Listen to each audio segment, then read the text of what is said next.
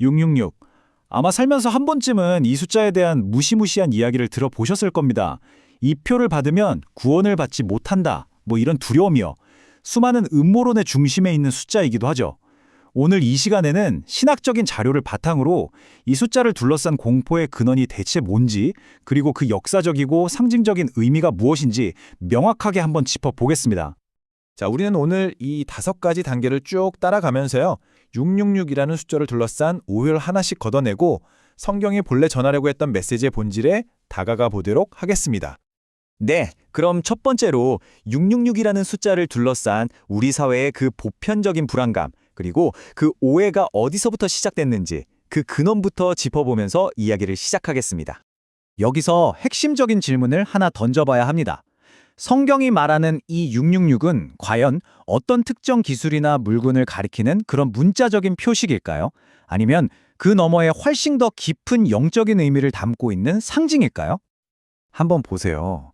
현대사를 쭉 보면 바코드부터 시작해서 신용카드, 그리고 최근에는 몸에 심는 마이크로칩이나 심지어 특정 백신까지 정말 다양한 기술들이 짐승의 표라고 지목되면서 계속해서 두려움을 만들어 왔습니다. 근데 한번 생각해 보세요. 시대가 바뀔 때마다 두려워하는 대상이 계속 바뀌었잖아요. 이건 우리가 이 표의 본질을 뭔가 놓치고 있다는 아주 강력한 증거가 아닐까요? 자, 그래서 이제 우리는 이런 문자적인 해석에서 좀 벗어나서 오늘 이야기의 가장 핵심적인 주장으로 나아가 보려고 합니다. 바로 666은 물리적인 사물이 아니라 깊은 의미를 담고 있는 상징으로 이해해야 한다는 거죠. 666을 해석하는 두 가지 주요 접근법을 한번 비교해보죠. 많은 분들이 이걸 어떤 물리적인 표식으로 오해하지만 정말 중요한 건 요한계시록이라는 책 자체가 상징으로 가득 차 있다는 사실입니다. 그렇기 때문에 우리는 이 책의 언어, 즉 상징을 통해서 그 의미를 해석하는 데 집중해야만 하는 겁니다. 이 상징을 이해하기 위한 첫 번째 열쇠는 바로 숫자 7입니다. 성경에서 7은 하나님의 완전함, 다시 말해서 신적인 완벽함의 기준으로 사용되는 숫자입니다. 반면에 숫자 6은 어떨까요? 7에서 하나가 모자라죠. 그래서 인간의 수, 즉 신적인 완벽함에 도달하지 못하는 인간의 본질적인 불완전함을 상징합니다. 자, 여기서 이제 중요한 점이 나옵니다. 불완전한 수 6을 3번이나 반복한 666은 하나님을 흉내내면서 스스로 완전하다고 주장하지만 결국은 불완전할 수밖에 없는 세상의 시스템, 즉 하나님을 대적하는 세속적인 권력을 상징하는 아주 강력한 기호인 것입니다. 어떤 상품에 찍힌 숫자가 아니라는 거죠. 그렇다면 이 상징은 도대체 어떤 배경에서 등장했을까요?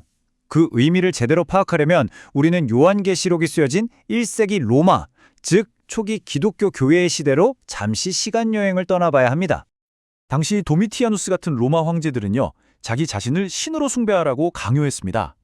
그때 기독교인들은 황제를 신으로 섬기던지 아니면 아주 극심한 박해에 직면하던지 정말 극명한 선택의 기로에 놓여 있었습니다. 그리고 당시 황제 숭배는 경제활동과 아주 밀접하게 연결되어 있었습니다. 황제에게 절하지 않으면 상점에서 물건을 사거나 팔 수가 없게 만들어서 말 그대로 생계를 위협했던 거죠. 바로 이 맥락에서 표가 등장하는 겁니다.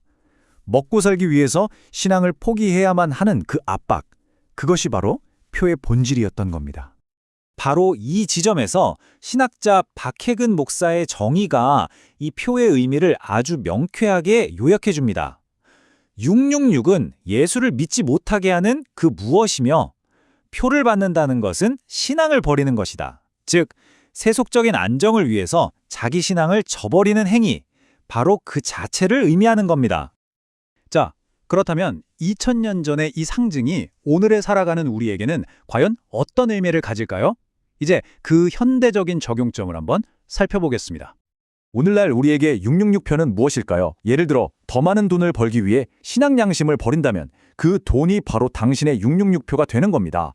성공을 위해서 세상의 방식과 타협한다면 그 성공이 바로 짐승의 표가 될 수 있는 거죠. 결국 짐승의 표라는 건 몸에 심는 어떤 외부의 칩이 아닙니다.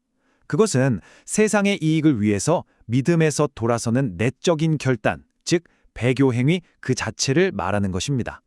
이처럼 표의 진짜 의미를 이해하고 나면 우리는 요한계시록을 더 이상 두려움의 책으로만 볼 수 없게 됩니다.